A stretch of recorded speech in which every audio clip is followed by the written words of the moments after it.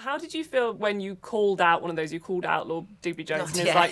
disgusting classist tweet, and you got a lot of support Yeah. off the back of that? How did you feel kind of in that moment around that time?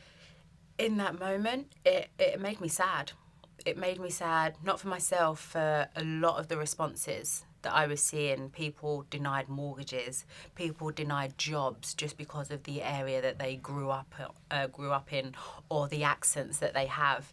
And I think it was a real eye-opener, the amount of support and tweets and people sharing their stories, that we're a long way off, but things need to start changing very quickly. And I think it goes back to when I was a kid and saying that, it's hard to be what you can't see. When I was growing up watching TV, I think when I'd go down to my nan's, I think Oprah Winfrey was the only person that I would see kind of on TV that was black, I think a lot of, in the UK, it was you spoke a certain way and you were a certain way.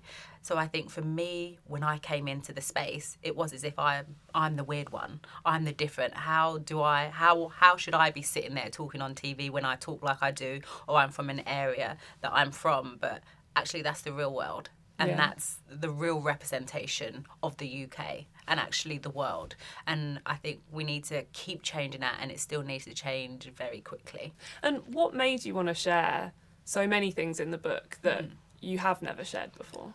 Because I think if you're doing a book, you've got to be real and honest. I would not have agreed to do a book if I wasn't going to tell my full story and share it all to the world, because I feel then you're cheating people if you don't share your real journey. And I think that's me, what you see on TV, what I was as an athlete. I'm always just going to give you me and the realness and the raw stuff, even though it hurts and the process is there. You're going to get it. And I think I had the conversation. I had so many conversations when I retired, and people were asking me to write a book, and I remember going to meetings, and I just remember saying, it's not right. It didn't feel right. I know there's a chapter about following your gut and listening to your gut as well. And in the moment, it didn't feel right. It's like I almost knew there was more to my story, or their perceptions of what I am and what I should write. I was like, no, absolutely not. And so until last year, I think I'd been on a journey with therapy and learning more about myself.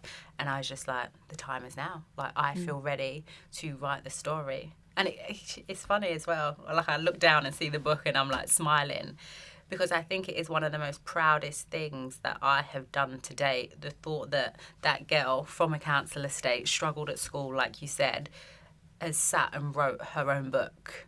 I just naturally assumed you would have the ghostwriter, I'll just sit and tell my story and they would go away and write it. But quickly we learned through this process that no one could tell my story apart from me.